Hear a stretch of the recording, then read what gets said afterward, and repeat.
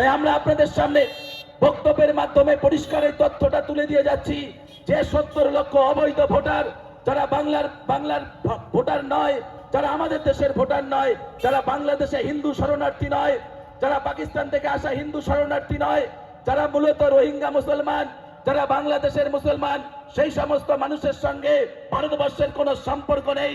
আগামী দিনে এসআইআর করে এই প্রত্যেকটা মানুষকে আইডেন্টিফিকেশন করা হবে এবং আমরা দায়িত্ব নিয়ে বলে যাচ্ছি ভারতবর্ষের যারা মুসলমান তাদেরকে রক্ষা করার দায়িত্ব আমাদের।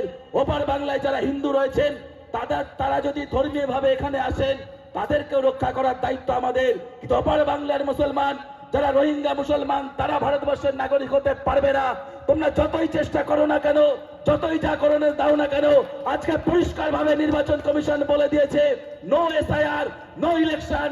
এসআইআর যদি হয় তবে ইলেকশন হবে, এসআইআর না হলে ইলেকশন করতে দেব না।